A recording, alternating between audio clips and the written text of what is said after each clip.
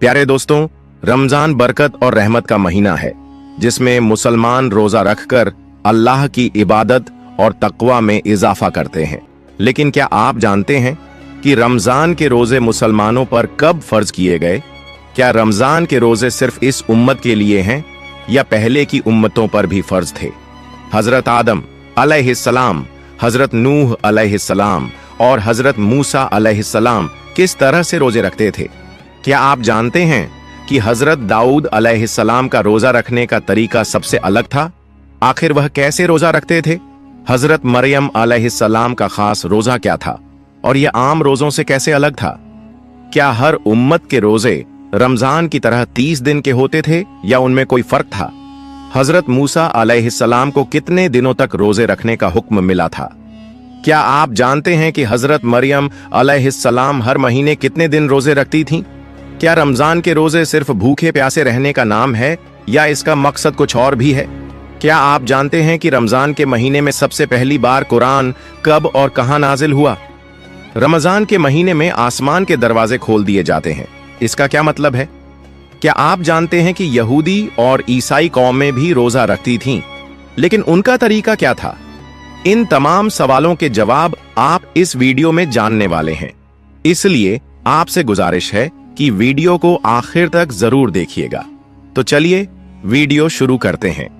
प्यारे दोस्तों, अल्लाह रब्बुल इज्जत ने कुरान मजीद की सूरह अल बकरह की आयत नंबर 183 में इरशाद फरमाया है, ऐ ईमान वालों, तुम पर रोजे फर्ज किए गए जैसे तुमसे पहले लोगों पर फर्ज किए गए थे, ताकि तुम परहेजगार बन जाओ।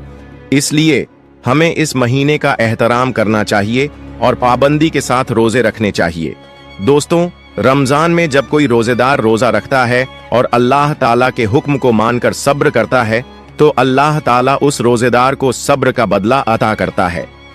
इस महीने की फजीलत से अल्लाह पाक इंसानों के रिज्क में बरकत अता फरमाता है और गरीब से गरीब इंसान को भी अल्लाह की नेमतें मिलती हैं। इसी वजह से इस महीने को शहरु मवस्सतिर रिज्क, रिज्कड़ के बढ़ने का महीना भी कहा जाता है।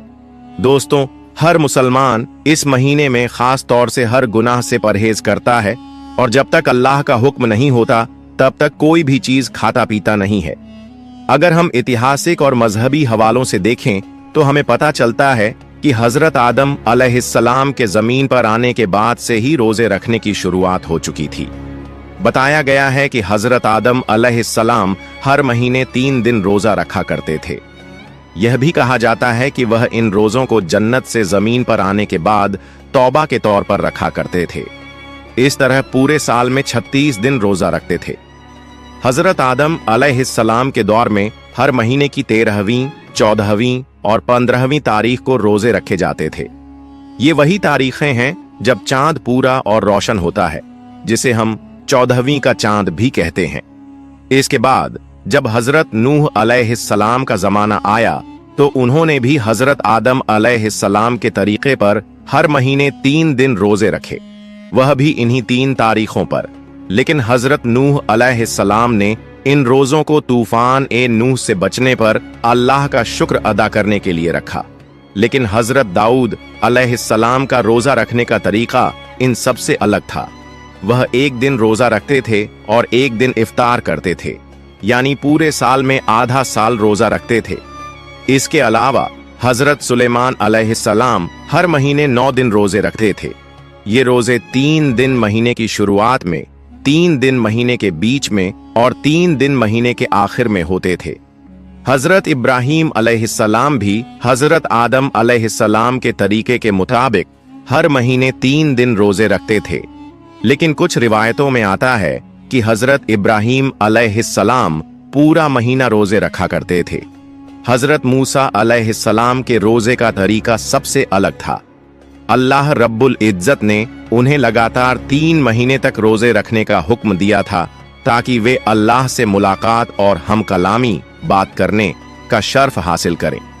जब 3 महीने रोजे रखने के बाद अल्लाह से हम कलामी का दिन आया तो हजरत मूसा अलैहिस्सलाम को यह बात पसंद आई कि इतने दिनों के रोजे के बाद मैं अपने मुंह की बू के साथ अल्लाह से मुलाकात करूं। इसलिए उन्होंने एक पेड़ की शाख से मिसवाक कर ली। लेकिन अल्लाह ताला के हुक्म में तब्दील करने की वजह से उन्हें 10 दिन और रोजे रखने का हुक्म दिया गया। दोस्तों, कुरान मजीद में हजरत मरियम रजी अल्लाह ताला अन्हा के रोजों का भी जिक्र मिलता है।